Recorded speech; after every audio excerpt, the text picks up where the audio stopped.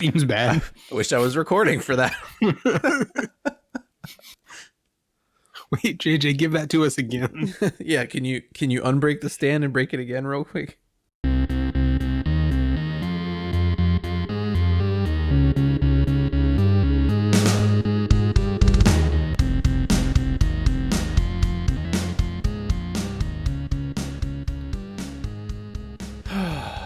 You know who doesn't need notes?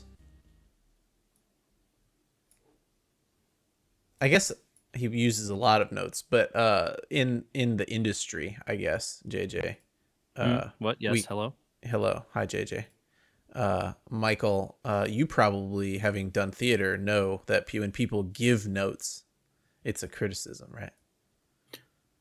Not always a criticism, but it's generally constructive. Yes. Hello, Michael. How are you? Good. How are you doing?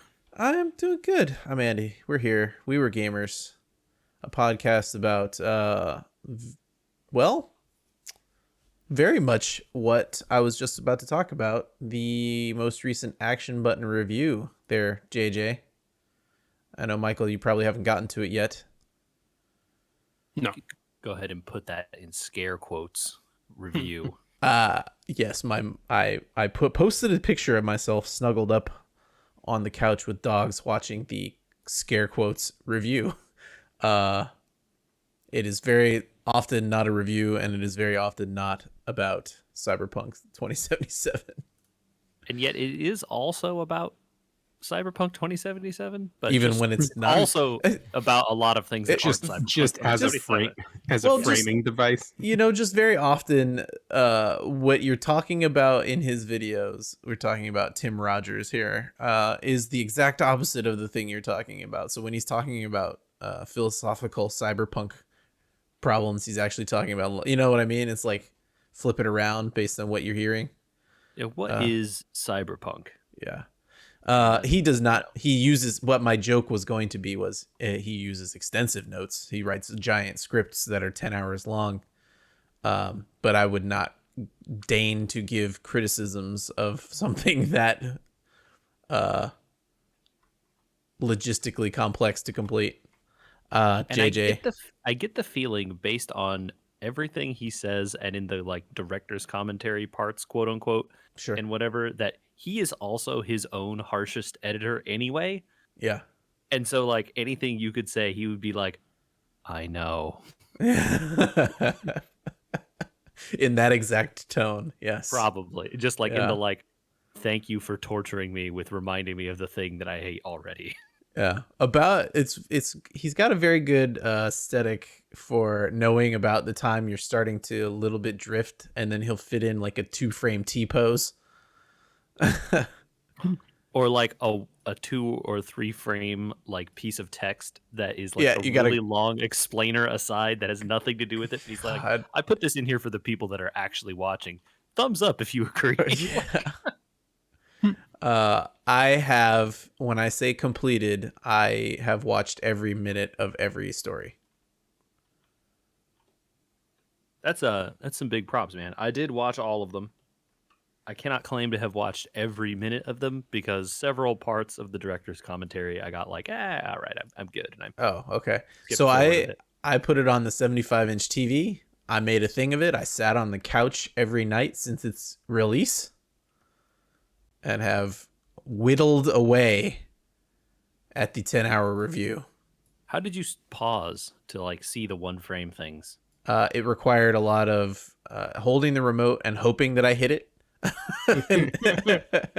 And then because if I didn't hit it, I would note what I had heard in my head before that, because the one push back on the remote put it back about 4.5 seconds. Right. And so I would listen for the sounds that I had heard and hit the pause and then sort of frame it forward until I hit it. Yeah, I had to watch it on a PC because I was constantly like with my hand like idly near the space bar so that I could like very quickly get over there and jam it to pause and then back up a second or a couple frames in YouTube to like get the right thing. It became a challenge at some points, but Some Michael- of those are very fast. Some of them are so fast that I think I've missed one or two. I think one or two of them are Almost literally a certainly. frame long. Some of those T poses must only be a frame. And then there's some stuff in there that scrolls through the bottom of the screen that's like you'd Okay. have to frame through frame by frame to read it. Yep. Yeah. But Michael, I think maybe don't watch any of season 1 at this point. I know you're strapped for time. But if he's not being facetious about season 2, which it sounds like he's not, that might be the time. Assume he's very serious. Yeah. Yeah, it might be the time to pick it up and watch some of these because he's going to do these in a much shorter form. For some crazy, sounds like crazy games and not crazy games. It looks like a Japanese game for game number 1, and then game number 2 will be LA Noire. Yeah. I'm highly curious to see what he says about both of those games. Would you like to have the rundown, Michael, of what he said about Cyberpunk 2077? Sure, yeah. Give me a quick rundown. Well, JJ, I think the phrase that I liked the best about it was that it was a middle-aged man who had bought himself who had leased himself a Mazda Miata. Yeah. Yeah. Basically, he said that games in general, not just Cyberpunk 2077, are having a midlife crisis, basically. And that they aspire to do way too much. Every game tries to be every game, Oh. was the thing he said at one point. And he's like, Cyberpunk 2077 is the anything of anything because it has everything in it. It has an open world. It has crafting. It has guns. Dating it has sim. Datings. It has all this stuff, right? And it's like, it's impossible to say what the game is because it tries to be everything. He said he enjoyed it, but that it just when you get to having finished it and played it as much as he did, and you look around, and I think this is kind of the point of the video, which is not the Cyberpunk review, but when you look around after you've finished it, you've had 2 gallons of vanilla ice cream, right? Mm-hmm. And he made a point earlier in the video, and I used vanilla ice cream on purpose because he says vanilla ice cream isn't bad. It's great. It's just vanilla ice cream, Yeah, it's like the baseline. right? And so like it's not, there's vanilla ice cream can be very refreshing and good, but also like it's the plain one, and it's a crazy thing to say about a game that was supposed to be what Cyberpunk was supposed to be. Sure. So I don't know. It's a review of midlife more than it's a review of Cyberpunk 2077. And he makes a bunch of like very salient points in, I think, the best segment about authenticity and like what it means to be cyberpunk, and could a game like this ever actually be a cyberpunk game? Yeah. Okay.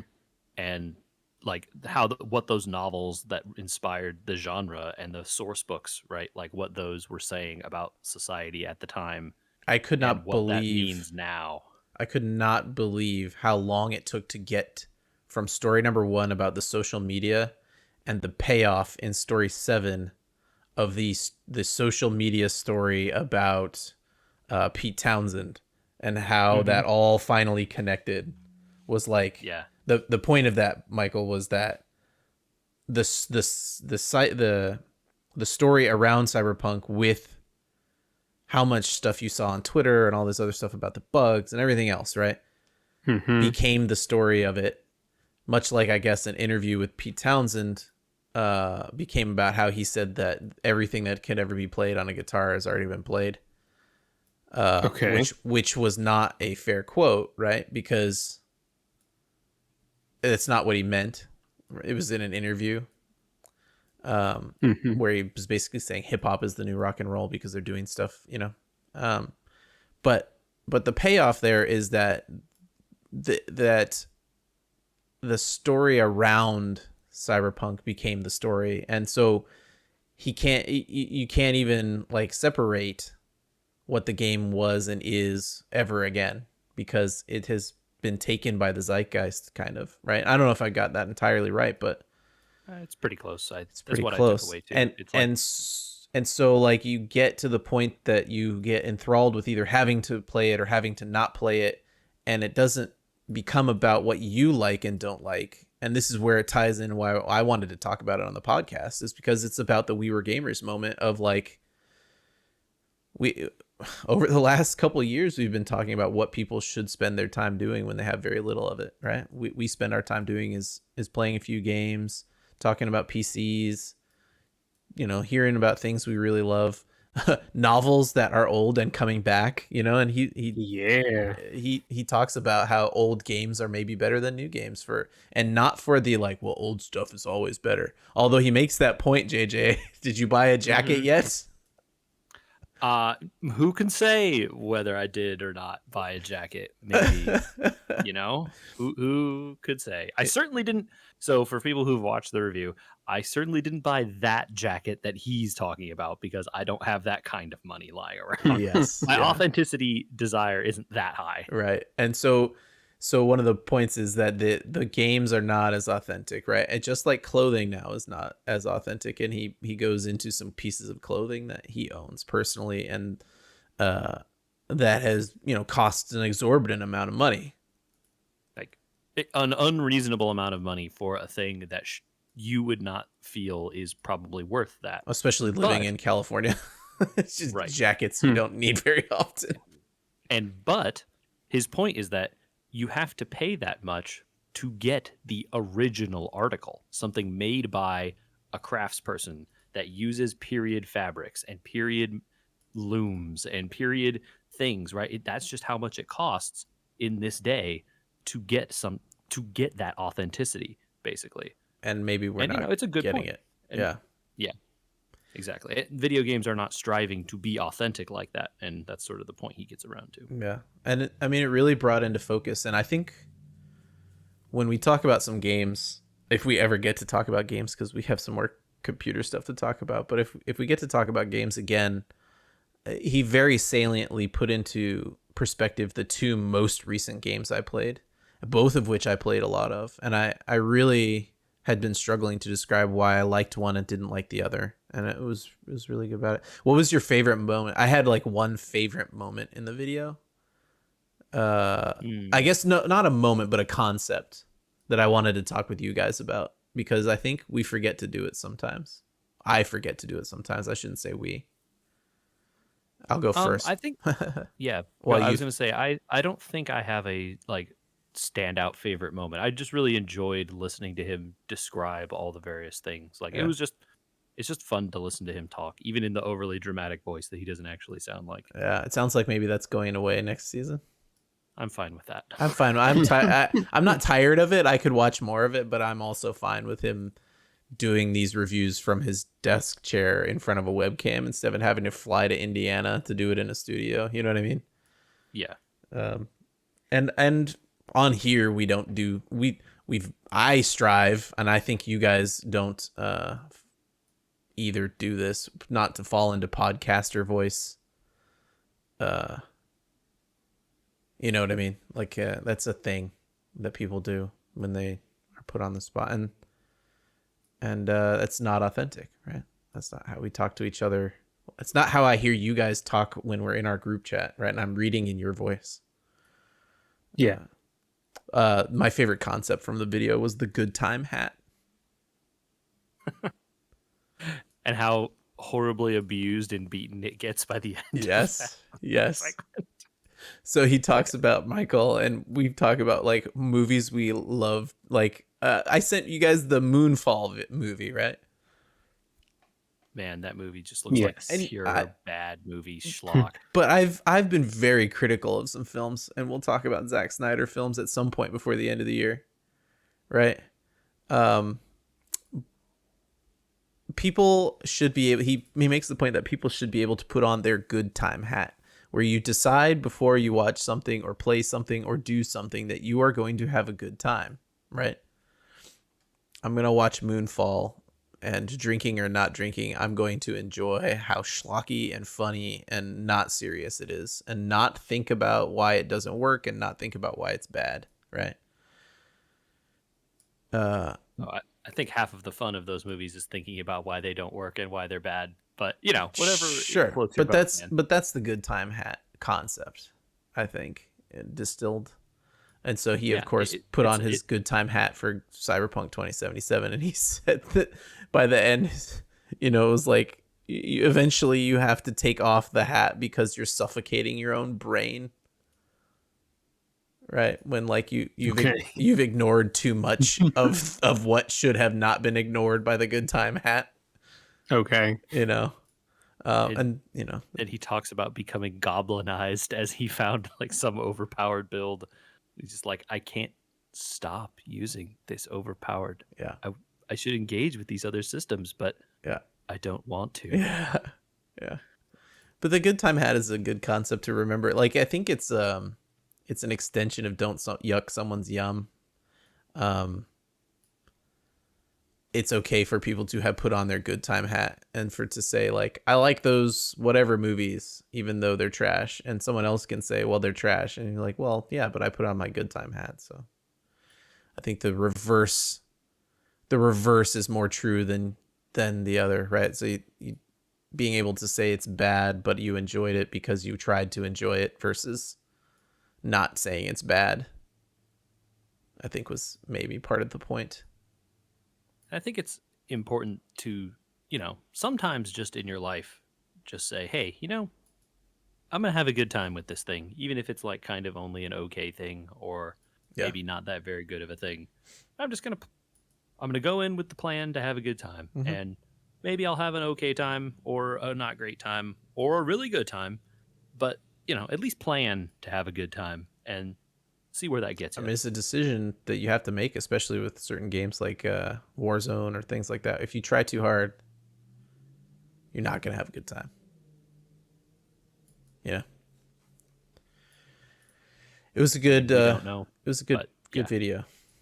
Yeah, it was great. I think people should watch all of his videos if you have 40 hours. Good God, it's like 35 hours of just that, right? Oh my God, yeah, that's really long. They're worth it. I know people are going to struggle to believe that it could be worth spending that much time, but they are eventually. The Tokimeki Memorial one is the most worth it, I think. If I had to pick one. Yeah, and there is a segment of that one you could skip, and it's fine. Yeah, it's really good. Well, I mentioned it during talking about this, but old things sometimes outlast new things. In fact, often outlast new things. So much so that they can return when you least expect it. Pull them out from the back of the drawer and you say, wow, I really love this. I think people want to know what's up with Dragonlance because you guys went crazy and I don't know. So back in January, you might remember JJ and I talking about this. Word leaked because of a lawsuit that Dragonlance, which had been a retired series of novels for about a decade, was getting a new and supposedly final trilogy from Margaret Weiss and Tracy Hickman, who were the two original and creating authors of it. But there hasn't been, other than to note that they won their lawsuit against, I think it was probably Wizards of the Coast. It was definitely was not won. It was dismissed. Because right. They came to terms, which was all they really wanted in the first place. They settled out of court and the lawsuit was dropped. Right. Right. Yeah. That's so it cleared the path for the book, the first of the books, which had been leaked, to actually be published, but there hadn't really been any news about when in the wake of that decision. So we've just kind of been eagerly anticipating an announcement. And there has not still been an announcement. I was going to say, I didn't hear an announcement. We're still waiting for that announcement. Okay. But it appears that some details have leaked to a few different places, right, Michael? Yeah. So it sounds like everybody's favorite happening, and an overeager vendor put up a page before they probably should have. The overeager vendor. Yeah. Amazon, So Amazon, right? was it Amazon Yeah. Denmark? It's always Yeah, I don't know, Amazon. is DE Denmark or DE Germany is or Denmark, I believe. yeah. Yeah, so they put up a listing for the book with a date of August next year. August Yeah, that's what next it year. was. Okay. Yes.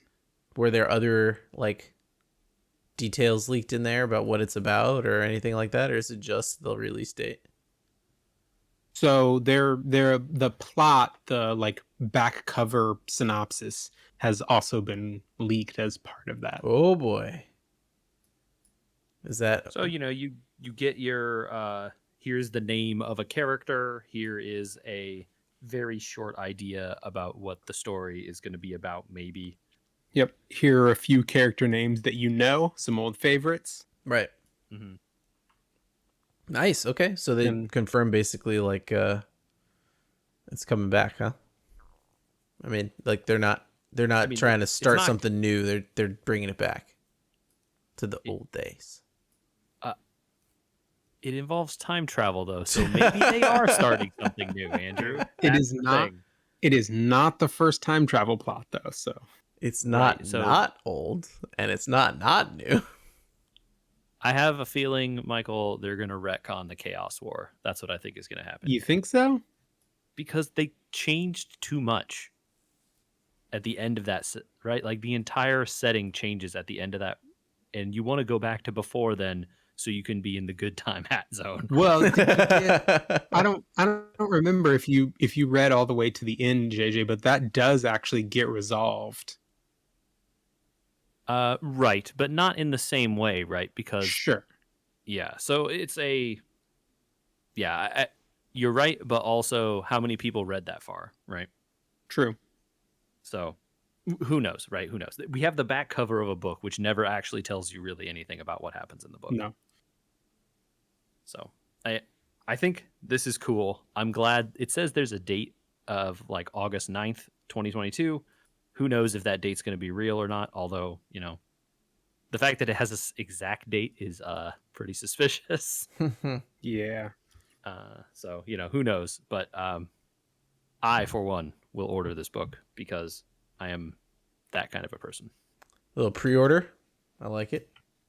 I probably would. Yeah, paperback, right? I want to own a think I copy would. because I own most of the other ones. Oh, you might have to wait a little bit to get your paperback situation. It needs to go on my shelf, man. I have a shelf of these. I know, Yep. but they might hardback you first. They usually do. Yeah. Yeah, with dang. the ones that are written by Weiss and Hickman, they tend to be in hardback first, just because they're the main trilogy entries, and then everything else that's kind of filling in detail has always been paperback. Okay. Cool. Okay. I'm happy for you guys. I still have not started that series. I will eventually get to it. It sounds like I have a year to get into it. So I will tell you, you probably only really need to read those first 3 books, and these are like young adult novel, like Harry Potter level, just like page turning action novels. Stuff is happening. sure. They're a little denser than that, but not by Yeah. much. It's not. There's no like highfalutin language. As long as you know, like what a centaur is. There's no big words in here. Honestly, the biggest words are the names of the gods, which you may need to go to the appendix to remember who's who. Oh, but that's gotcha. it. Gotcha. But they're introduced at the beginning, right? Oh yeah, if you just read, you'll be fine. Yeah. Yeah. Okay. I'm an avid and capable reader.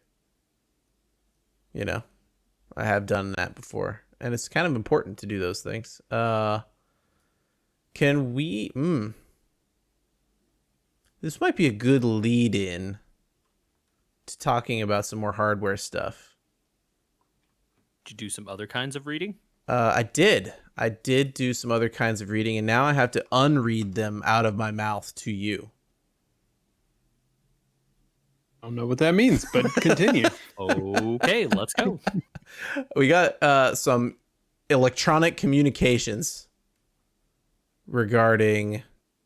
Let's start with the fiction thing first. Squid Game. I got an email about Squid Game saying that it was better than I gave it credit for in my review to you guys, and that maybe I didn't understand the Korean nature of the show. Okay. I don't know. I don't really know what to say to that. I think I gave it a fair shake. I said, and if I didn't say it correctly, I'll say it again. Let me put it this way. I think people should watch Squid Game. I don't think it's the internet sensation in terms of quality. Not quality, I guess. It is a quality show. It is made with care, quality, and precision, and the story is well thought out. And there are open-ended questions at the end of it for a sequel. I'll just throw that out there too, okay? That are good and not like dangling chads of problems, right? They're all left open for a reason. You'd be like, what happened to that character? You're like, oh, because there's going to be a season 2 probably. They'll explain that. Although the author of this doesn't really want to make a season 2. The film. Ooh, so a Watchmen deal. Yeah. You love to see authors just say like, I told the story I wanted to tell. I mean, This is the there's end. definitely respect. He left at least 3 things open-ended that I know of, and when I watched it, right, I was like, oh, those 3 things, right? But it has to me the ending of a type of show where he's like, and you can just assume what happens from here, and that maybe this person or that person did this thing, or but I don't. To me, the internet fervor around it is like a Tiger King kind of deal. Was Tiger King actually good? It's getting a season 2 for you to find out. Yeah, so that's my point right there. Why does there need to be a season 2 of Tiger King? What could possibly, right? Mm-hmm. I just want to say, I think it's good. I really liked watching it, but I just don't. It's not the like most impressive media I've ever seen in my life. When it comes to that genre, I would send someone to watch Battle Royale first. That's all. That's all. You don't get so angry about things. I enjoyed it. I mean, I think Battle Royale undoubtedly deeply influenced Squid Game, and I don't think there's a way to extract stuff like what things influenced you when they came out 20 years before your thing or whatever. Sure. Right. There's also some controversy around Squid Game. I think there's a show called As the Gods Will that people accused Squid Game of ripping off some scenes from. I don't really know how to describe the parts. I didn't really look into it, but I remember the name. There was some stuff ripped off, I guess, or not ripped off. I don't know. I didn't read into it. So maybe go watch As the Gods Will and then watch Squid Game and decide for yourself. I don't want to talk about Squid Game anymore. It was good and enjoyable, but I had to respond to the email because it seemed like maybe I wasn't clear that I enjoyed it and liked it.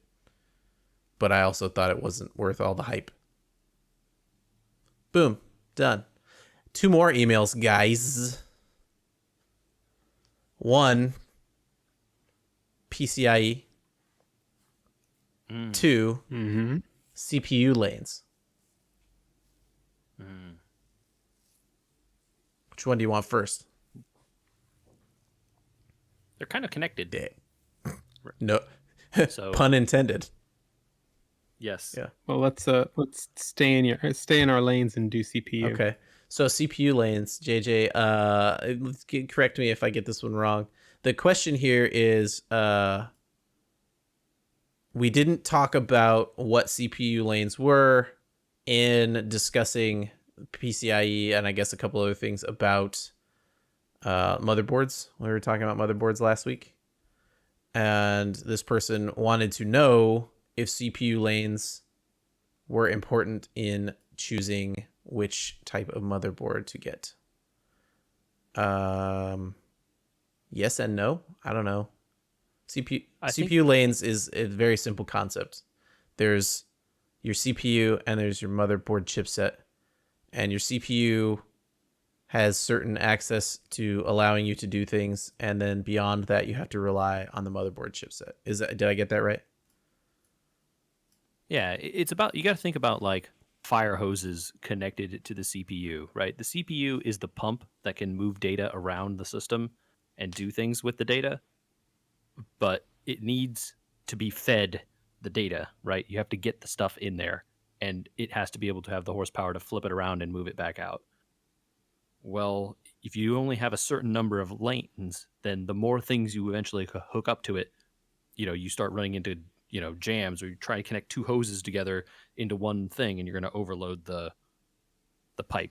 Right. And so right? like your motherboard acts as like a hose distributor. It's like an arbiter or a a valve system or something. Yeah, but it's not a perfect analogy, but the idea is close enough to that.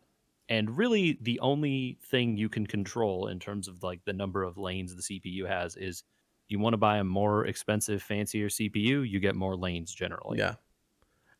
And this the end, though, it's really controlled by since it's controlled by the chipset. Yeah. So either you buy the lower mid-range kind of chipset, or you buy the more expensive one, and then you get more access to those lanes, right? Right. And so it's all, like, once again, it's all determined by what motherboard you get. And the email mentions PCIe specifically, so I will throw this out there.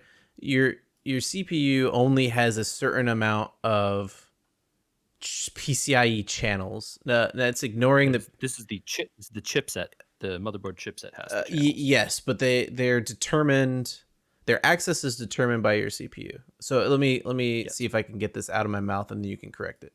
So like, this is not the same as saying like, oh, your motherboard provides you PCIe 4 and your CPU provides you PCIe 4. I'm not talking about the PCIe number. What I'm talking about is the lanes. And so like, let's say you plug in a PCIe X16 card on your GPU on your PCIe slot 1. Okay, well, you've used 16 of the lanes, right? Right there. And you could then plug in an X8 card, and now you're at 24. Well, your CPU may not allow 24 lanes in use at a time. So then it's going to take them from PCIe 1 and put them down to PCIe 2, and you'll slow down PCIe 1 a little bit. You may not, actually. We'll talk about that in a minute with the next email. But it's important to remember that is also sometimes the case and with motherboards, you can kind of figure out which ones are able to give you full access to what the CPU can do versus ones that are cheaper that may not even allow you to get up to what the CPU can do. Right. Did I get that right? Yeah, I think that was spot on. So, Michael, I'm going to give you the next one. All right. This next email says PCIe 4 and 5. Do you really think we need it? I think not. Thanks for the email. Either one. I don't know. That's the end of the email. We got some short emails. I don't know. It's I mean, what do you think, Michael? I researched this one based on the terseness of the email, actually, but give me your thoughts. I mean, I feel like with so much else about down selecting computer hardware, it depends on what you intend to do with it. You're a very wise man. Right? Like if you need the like, what is PCIe is double 4.0 is double 3.0, is that right? In terms of bandwidth compared to 8 in terms of like the transfer rate. So you're talking about the GBPS, which is 256 in PCIe 3 and 512 in PCIe 4. Yeah. I think. Or is that 4 and 5? Shit. Don't remember, but I think the point is correct in that But it's doubled. It doubles every time. Right. generally, yeah. I think the salient point here is that PCIe 5 is like brand new and barely out. Yeah. That may be the context that you're missing. Sure. And Right. so do we need it? You know, there's nothing that takes advantage of it now. Yeah, So, but that's a very no. different question from will we need it, which And is absolutely, that's the right way to think about it. yeah, because the answer is yes, eventually you will need it to keep up because everyone who manufactures around it will start to demand more and more capability, knowing that PCIe 5.0 can deliver. I really hope that that's true. I hope that the next gen of processors really decides, well, PCIe 5 is a thing, and we're going to force the issue by making the processors demand more from the cards that are plugged in. I went back and I looked at JJ, the 3080. Some people out there have done some PCIe testing in speed.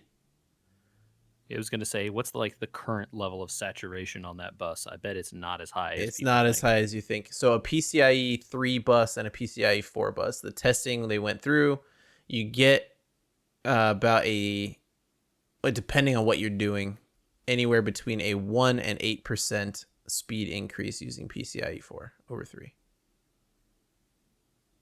Yeah. And, that stuff is always so how you measure that stuff is always so variable based on what you're doing, Mhm. right? And so if you happen to fall into the use case of you are a professional artist and are creating tons of graphics and stuff all the time and using the rendering on your CPU, I bet you get more benefit than me, the dude who plays games. Oh, absolutely. Sometimes And I think that's right? Yeah. that's also, testing is also normalized, right? So we have to make everything even Yeah. so that we can say what numbers are what. So if you, decide to get, some overclocked RAM and you've got a better processor, all these things can up your gains a little bit. Not a huge amount, but a little bit. Yeah. But I think this is a reference to the issue that I made last time when I said we had gotten new cards and they were PCIe 4 and I only have PCIe 3. It has that tone of you're only upgrading because they upped the number, which is partially true. I don't know, I guess. But also, you are at least giving yourself some future headroom. Yeah. If that becomes something that becomes a problem for you or these cards later in the future. I checked recently, and the system that I'm using right now, I built in 2016 and 2017. Okay. And I've upgraded the video card since then, and changed the RAM out for bigger RAM. Nice. But it's still DDR3. Ooh. Because that's how old this thing is. Goodness. Yeah, mine's even older than yours, Well, and mine is also Then we DDR3. need to start talking about some component class, guys. It's time to upgrade your Hey. computers. I think a little bit. I think it's time for a rebuild at this Yeah, point. I think that is the case. I want to shout out, because maybe we haven't shouted them out yet. Maybe we did last time, and that's too bad. If I did, I'm going to do it again. Gamers Nexus, the YouTube channel. At Steve. Everyone knows Steve. What a great resource. These people are much smarter than I am. Maybe not as smart as JJ and Michael, but they're probably smarter than me. Yeah. At least about this stuff. Sure. If you think that we're light on information for you, they go to there, right? They go there. They'll give you every scrap. I'm not going to give benchmarks for everything we're talking about. There's no point. You can go to a resource where this is about hanging and discussing, and they're about the numbers and telling you how they got them, and that's great. They are impressively exacting in their testing methodologies and really, really good at, like Andrew was talking about, how tests have to be normalized and things have to be controlled. and they will do all of that stuff, which is cool. There are not a lot of people out there doing that very exacting work. Yeah. What a great resource. I mean, I hope they're getting enough patronage for that. Well, JJ, I'm Yes. sitting here staring at a little processor. You want to break the news, bud? There was a heck of a deal out there this past week. Is it still Spotted going on? spotted by none other than it goes on for the month of November. Spotted by none other than Michael. No, I think JJ found that one. Maybe no, I don't remember. It says it goes until the beginning of December, so I think this is their Black Friday deal, just stretched out over the month. Smart. Yeah. So after acquiring this graphics card, it came with something else. And I decided to just go and decide that I was just going to rebuild around this. What And did it so come with? A motherboard, Okay. a ridiculous. I want to motherboard. know more about that, but what am I staring at? What am I staring at? You're looking at a 5800X. That is a Ryzen. Ryzen 5 Yeah. CPU. You're switching over. Yeah, man. I think the very latest news is those recent 12th generation Intel CPUs came out, and it looks like they finally are very good again. They certainly have So I'm regained. switching just in time for to be the behind the curve. But I think this looks likely to signal the time where every time these two companies release the thing, their thing is going to be the best thing. now. Finally, It hasn't been The like pro- that for several years, and I'm happy that it's back because it means both companies are making stuff that's Yeah. good. the promise of the late 2004s. Yeah. And I think with the 5800X here, I overbought a little bit. Oh, if you overbought, then I overbought. Hmm. Okay, I'm excited to hear about this. But I think the intent being that I plan, like I said, this computer behind me is like mostly from 2016 and like very early 2017. I'm gonna ride this horse until the horse's legs give out. I think Yep. it's you're dragging it at this point, my man. I mean, Imagine if you I stuck. can play Diablo 2 Resurrected with 100 FPS. no Imagine if problem. you stuck that new card in there, the whole thing would light on fire. I think I could run it. I wonder if my power supply would have trouble. I was gonna say, yeah, that's probably your limiting factor. It would be screaming. I think I could boot it, but as soon as I got into like high usage, I would be in trouble. You tap Boot out. fine, and as soon as it starts spinning the fans up to do some serious work, the PSU would just be like, nope, sorry, we're done here today. Goodbye. So JJ, I'll let you know that you seemingly made a good choice because as of right now, that card is no longer showing in stock. The CPU or At least the GPU? CPU.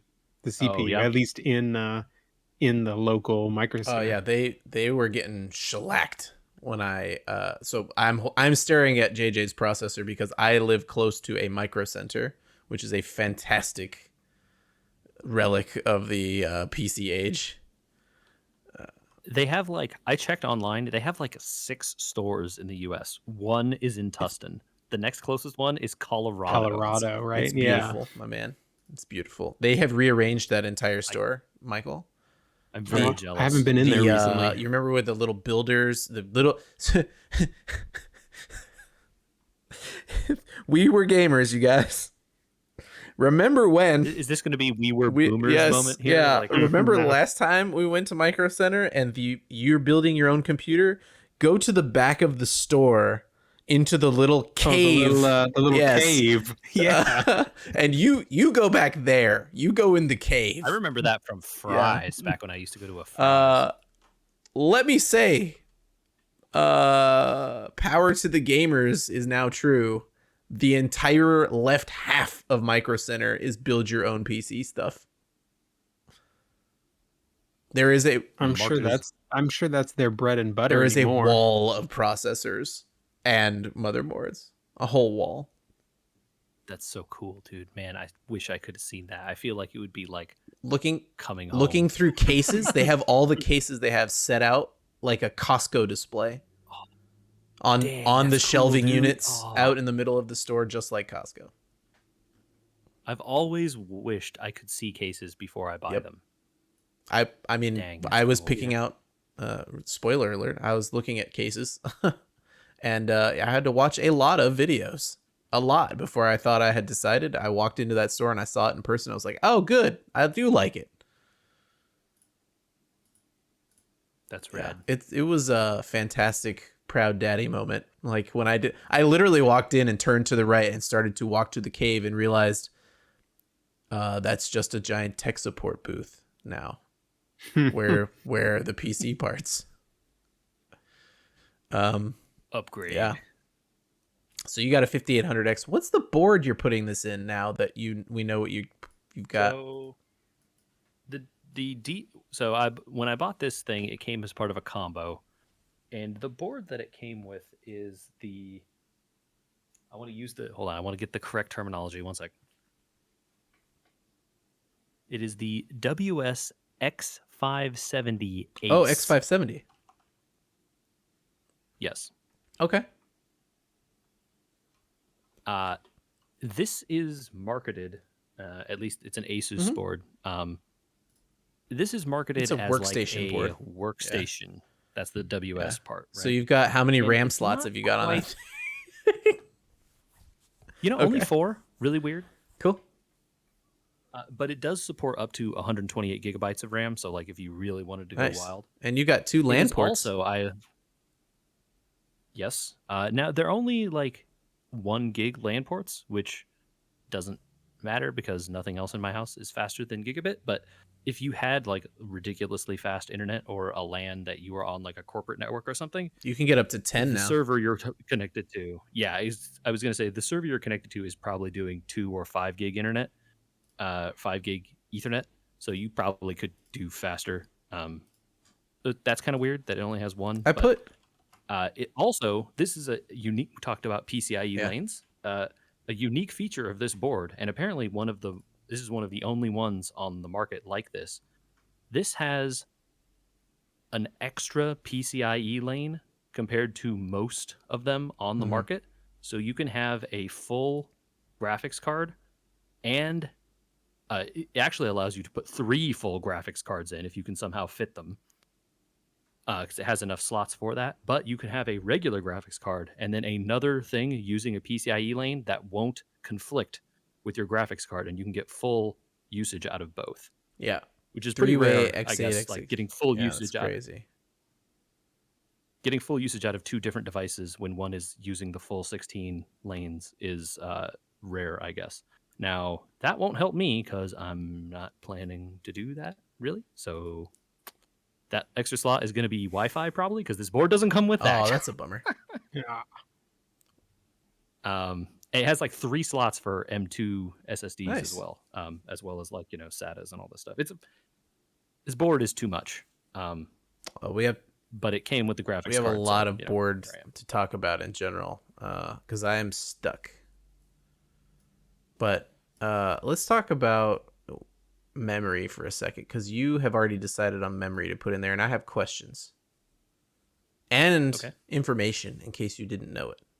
And Michael, I love to learn. I What you believe got you for have me? also settled on moving to the AMD platform. Yeah. Maybe not. Yeah, I mean it's feeling like a strong contender this time Mhm. around, just given the relative performance and the price points. Memory kind of matters a lot. Mm-hmm. It turns out with AMD. More for AMD than Yeah. Intel this time around. It Yeah. seems. 3600 is the speed you want. Yep. And it's like almost exact. For these most recent generation of Ryzen processors, 3600 seems to be where it's at. It's kind of nuts. And even when you overclock above, You actually go 3600, up or- in latency. Like it doesn't help. It makes it worse in some Yeah. instances. which I found shocking because some of the boards go up to like 5,000, and you're like, well, but all these tests say you shouldn't ever go above 3,600.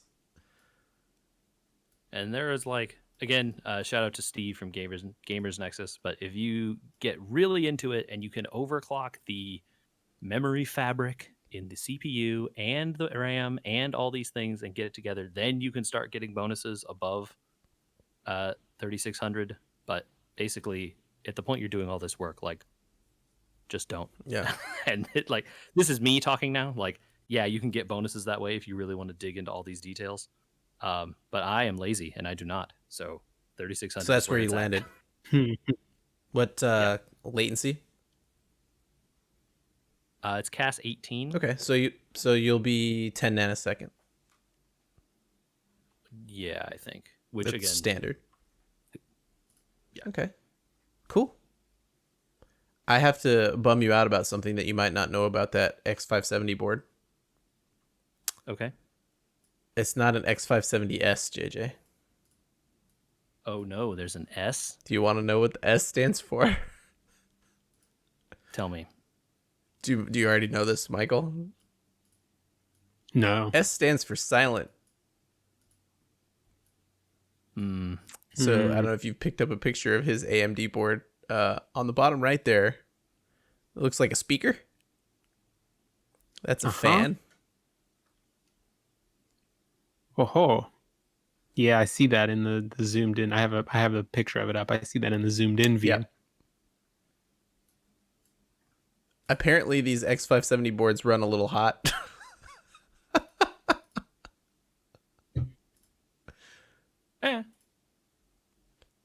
It's not quiet. Was never my concern. The way it was. I am yours either. very averse to noise, especially because I record maybe closer to my computer than you guys because I don't have it on the floor. It's on my desk.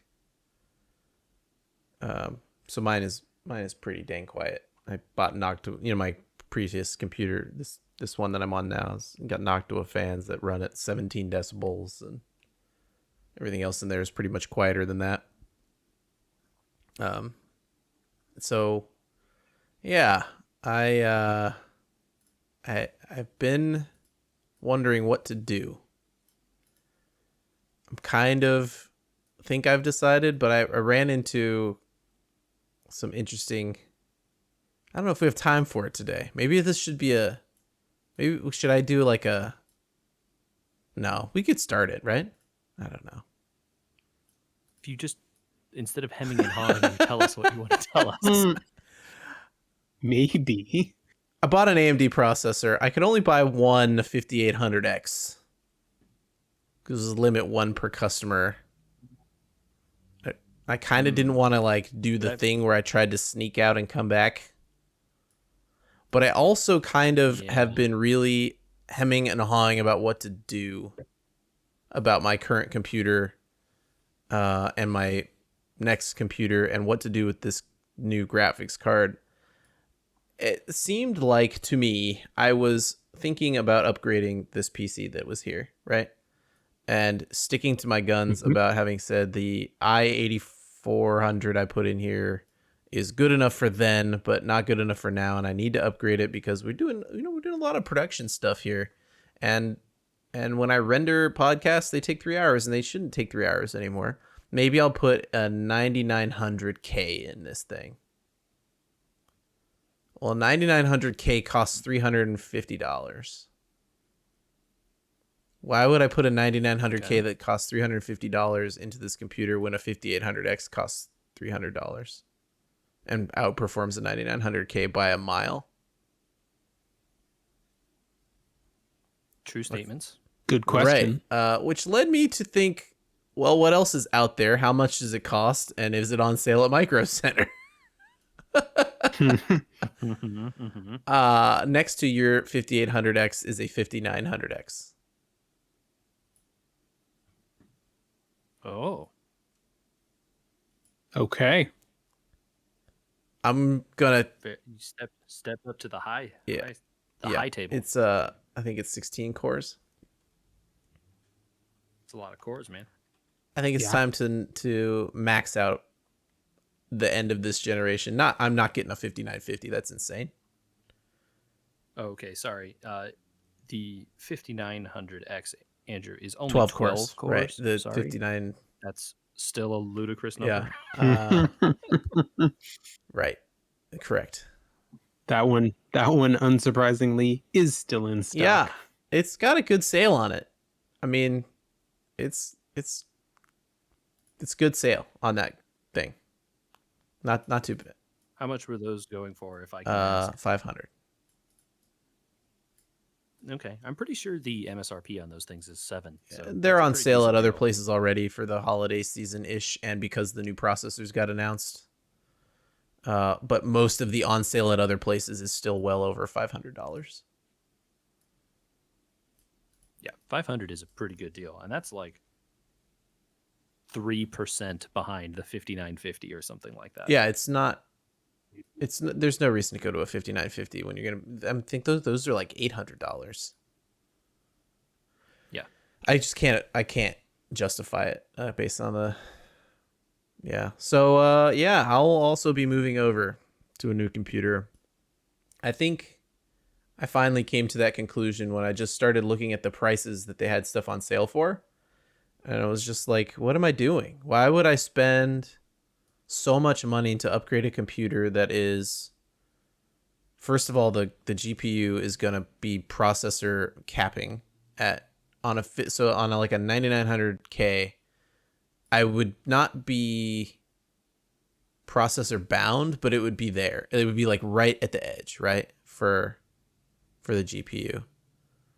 Plus the CPU performance of a 9900 versus what's available for the same price on a newer board, not even comparable. The 9900 is just old. Yeah.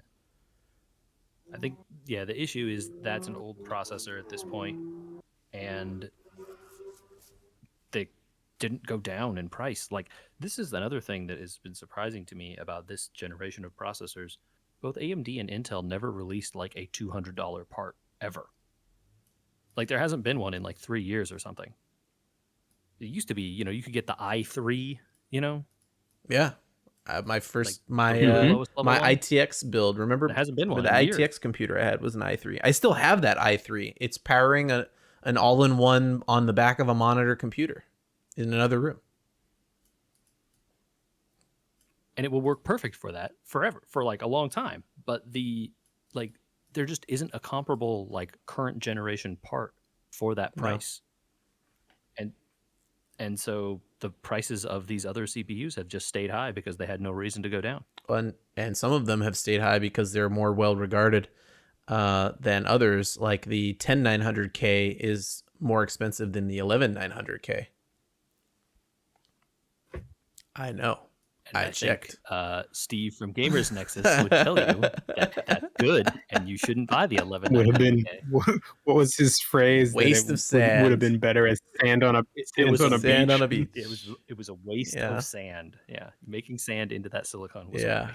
a waste. This thought process was brought on by the fact that my Gigabyte board came with a Z590 gamer board or whatever it was from Gigabyte, and I thought, well, I could put a 10900 in there or an 11900, but both of those were about the same price as the 5900, which gets better reviews. So if I'm thinking about upgrading to a worse processor because I got a board, why am I not thinking about just getting a better processor and buying a board? You know what I mean? Because none of them are going to fit in the case that I have either. So we're into rebuild territory over here as well. Not rebuild.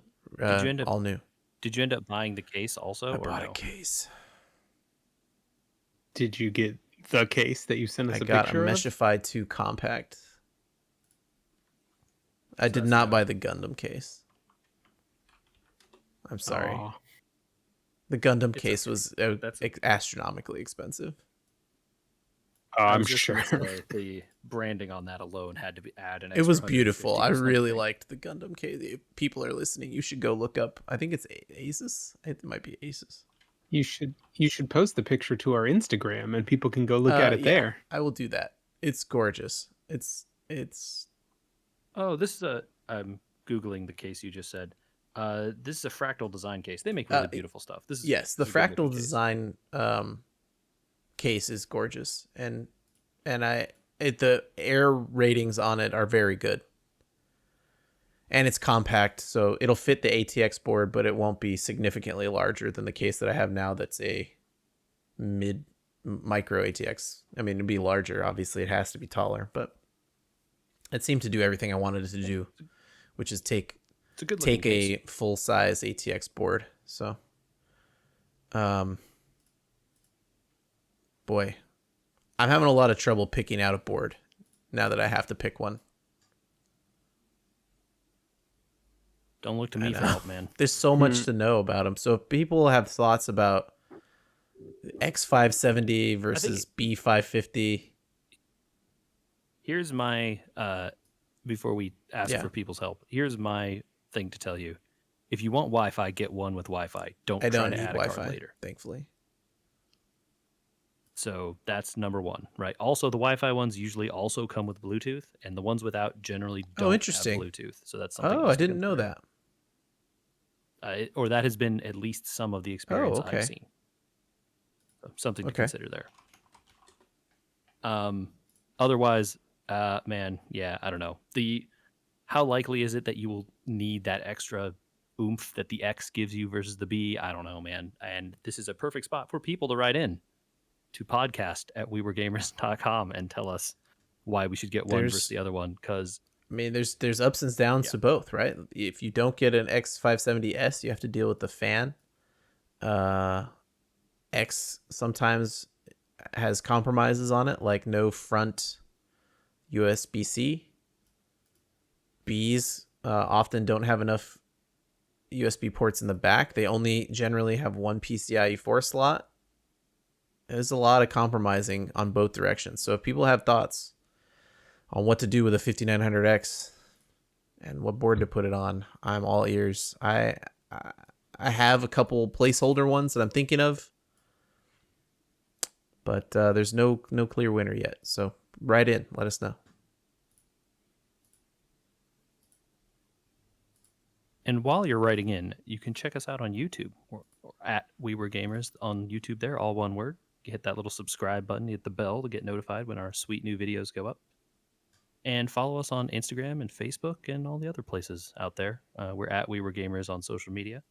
You can also follow this podcast that you're listening to and give us reviews. That stuff helps. You know, we haven't talked about reviews in a while. People should do that. There you go. Reviews are Those good. are good. You know what I'm excited for you to go on this journey, Andrew. That's what I think. I'm Also on the Dragonlance journey. While we're going on journeys. Oh man, I'm much more excited for him to go on that journey. I'm reticent to go on this journey, but I think I'm off to a good start. I just have a problem with the motherboard, I think.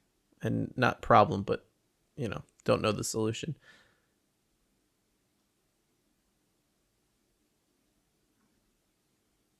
It's a tough one, man. I don't envy this. I like that I had the problem resolved for me by default. Well, Yeah, that does I was help. ready to settle in. Because I would also be stressing out about this if I was in ready this to settle situation. into this Z590 board, and then I started just researching what was available in the Intel space, and it's just so unappealing to spend that amount of money on a processor and think, yeah, but the other ones I could have bought And are those better. new ones, and those new ones that are worth They're- it are like the And they premium don't fit on. so You need to high. get a 6 series board. Yep. I know you got to go, but I'm at a loss, and we'll chat about it online. Maybe by the next podcast I'll have an answer. All right. I had to make sure I actually hit stop. Yeah, man. It's gonna be yeah. I don't know, and I truly can't answer. It is complicated. You know what I think? You should worry most about the sound, and that'll lead you to the answer that you Sound? can get probably. Because you're worried about the noise. Oh, Focus in on ones that like minimize the noise, and if they make that a selling point, I that will definitely have probably be the thing nixed that you care anything about. that's not X570S Cool. Run quiet stuff. Yeah. because I don't want another fan in there that I can't control.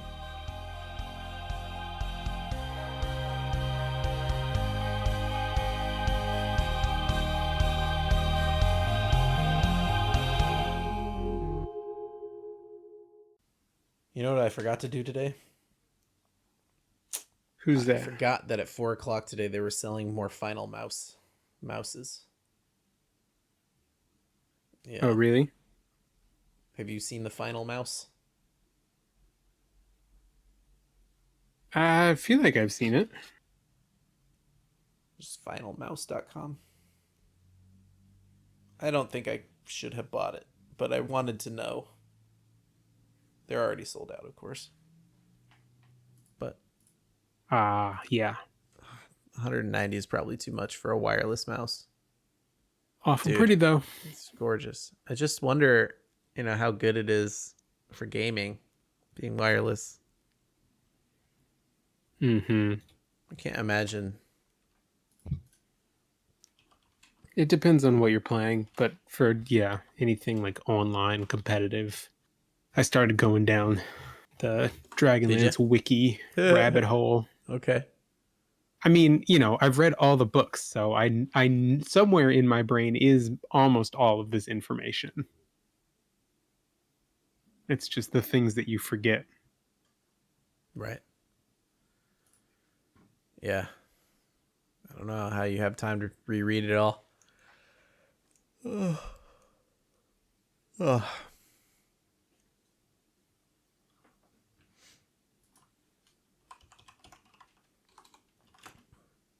Between researching for computers and watching Tim's video, I have no memory bandwidth for anything else right now.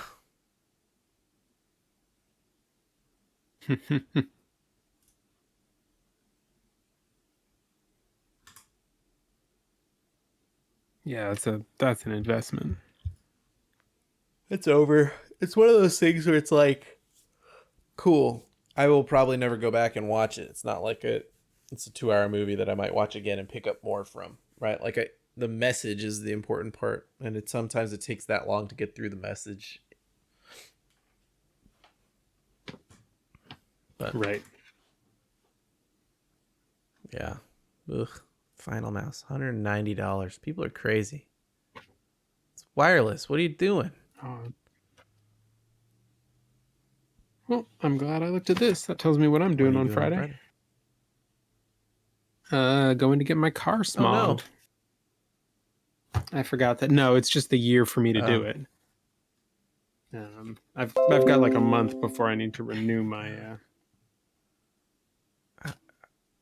But there was a place close enough to us that you could walk to it that would do it, and they were really fast, and they closed down during the pandemic. So I got to find a new spot. I don't want notifications to ever make noise ever again, and I don't know why I still can't turn it off. I've tried every dang thing in this entire computer.